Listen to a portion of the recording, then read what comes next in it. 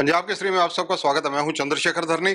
हम इस वक्त मौजूद हैं टीसी गुप्ता जी के पास। TC Gupta ji Haryana right to service commission के जो चीफ कमिश्नर हैं, इनसे बातचीत करेंगे कई अहम इश्यूज को लेकर। सर, सबसे पहले आपका स्वागत है पंजाब केसरी में। धन्यवाद सर, चंद्रशेखर जी। एक चीज सबसे पहले जानना चाहूंगा कि AAS यानी आस हिंदी में कहा जाए, ये अपील सिस्टम जो बनने जा रहा है, ये इसका उद्घाटन कब है और क्या पूरी योजना है आपकी?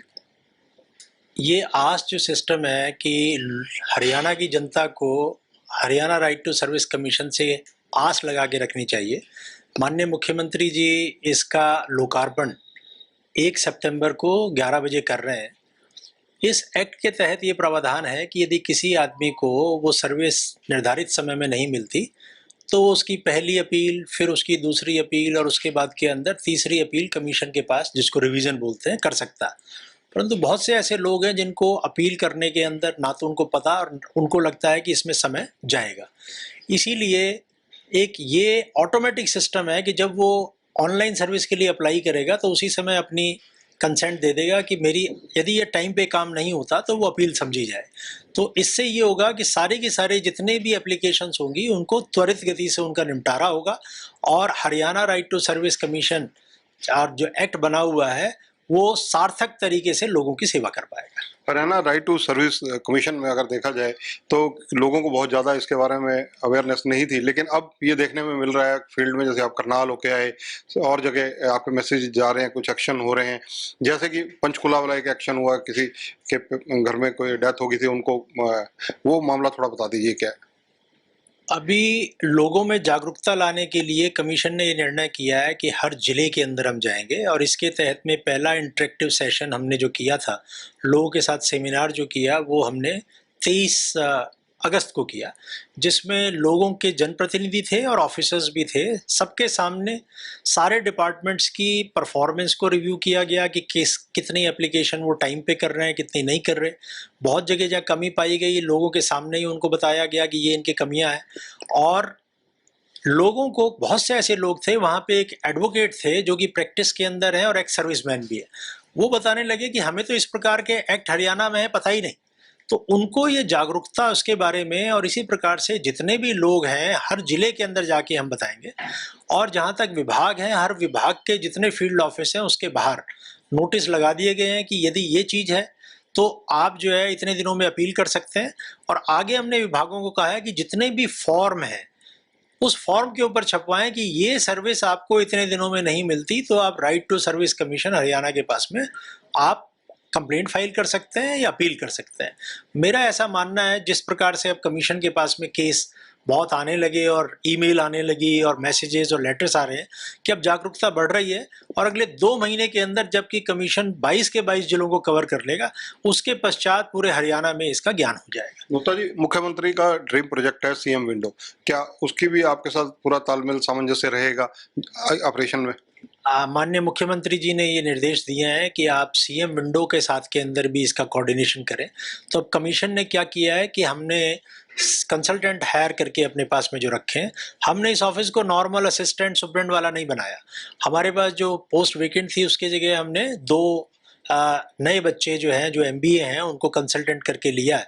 तो अब हम रोज जितनी CM विंडो पे कंप्लेंट आ रही है उसको एनालिसिस कर रहे हैं कि किस प्रकार की कंप्लेंट आ रही हैं, क्यों आ रही हैं और प्रोसीजर के अंदर क्या हमें चेंज लाना चाहिए। जैसे कि हमने करनाल की 2 कंप्लेंट में देखा कि एक ने ये कहा कि मैंने अपनी बस स्टैंड के ऊपर दुकान ली हुई है परंतु इसका कनेक्शन पिछले 4 महीने से नहीं हुआ। 4 महीने से नहीं हुआ तो उसको कायदे से RTS कमीशन के पास में अपील करनी चाहिए थी या अपीलेट अथॉरिटी को, मगर उसको उसका ज्ञान नहीं था। तो उसको हमने स्वतः संज्ञान लेके उसके ऊपर कार्रवाई शुरू कर दी, साथ में उसको बताया भी कि आगे ऐसे करें। इसी प्रकार से गांव के अंदर भी किसी को पानी का कनेक्शन मिलना था, तो जो CM विंडो पे, क्योंकि ये मापदंड है, CM विंडो पे जो शिकायत है एक मापदंड है कि जनता को क्या क्या परेशानियां हैं, और धीरे धीरे जब इसका राइट टू कमीशन संज्ञान लेके इसके बारे में कार्रवाई करेगा तो मेरा ये पूर्ण विश्वास है कि इन शिकायतों के अंदर बहुत ज्यादा कमी आ जाएगी। राइट टू सर्विस कमीशन सू मोटो भी ले रहा है, अभी तक कितने सू मोटो लिए गए हैं? अभी तक हमने लगभग 20 केसेस को सो मोटो ले लिया है और 200 में निर्णय ले लिया है कि हम सो मोटो नोटिस देंगे। ये अभी नहीं, जब विभाग 31 विभागों के साथ के अंदर जब हमने रिव्यू मीटिंग की तो एक जुलाई 2020 से लेके 30 जून 2021 एक साल की परफॉर्मेंस रिव्यू की, और उस परफॉर्मेंस रिव्यू के अंदर जो सबसे ज़्यादा डिलेड केसेस हैं, किसी विभाग के 20, किसी विभाग के 15, किसी विभाग के 10, इस प्रकार से केस लिए। और पुरानी जो देरी हुई है उसके लिए भी देरी हो के मतलब वो काम हो चुके, परंतु उसमें जो देरी हुई है, बहुत ज़्यादा जो देरी हुई है, उसके लिए सुओ मोटो नोटिस दिए जा रहे हैं। राइट टू सर्विस कमीशन का अगर जिक्र करें, जुर्माना लगाने का प्रावधान भी क्या आप लोगों के पास है, और अगर है तो अभी तक क्या कोई कहीं इस्तेमाल किया गया ये? इसमें जुर्माना लगाने का प्रावधान है कि हम किसी भी एक केस में जो भी डिले है 20,000 रुपये तक का जुर्माना लगा सकते हैं, और जिसका केस डिले हुआ है उसको 5,000 रुपये की कंपनसेशन दे सकते हैं। अभी 5 अगस्त को ही पंचकूला के एक केस के अंदर, जबकि उसके फादर की, असीम कौशिक नाम के व्यक्ति के फादर की डेथ हो गई और उसकी एप्लीकेशन गलत तरीके से रिजेक्ट कर दी, तो उसको हमने 17 जुलाई से लेके उसकी कंप्लेंट टेलीफोन पे आई थी, और 5 अगस्त को उसका निपटारा करते हुए ना केवल उसका काम हो गया, 5,000 रुपये उसको कंपनसेशन दिया, और 5-5 हजार रुपया नीचे के जो 2 अधिकारी थे जिन्होंने इस केस के अंदर गलत तरीके से रिजेक्शन किया था, उसके ऊपर जुर्माना भी लगाया। इस प्रकार से बहुत से केसेज हैं जिसके अंदर जुर्माने का नोटिस जा चुका है।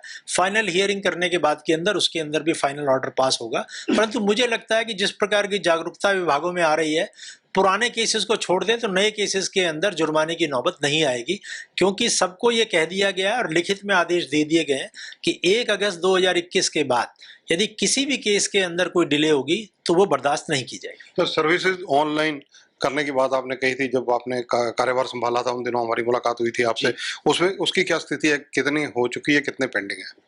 इस समय जो विभाग की 546 सर्विसेज हैं जो नोटिफाइड हैं, और वैसे अंत्योदय सरल हरियाणा पोर्टल के द्वारा 641 सर्विसेज दी जाती हैं।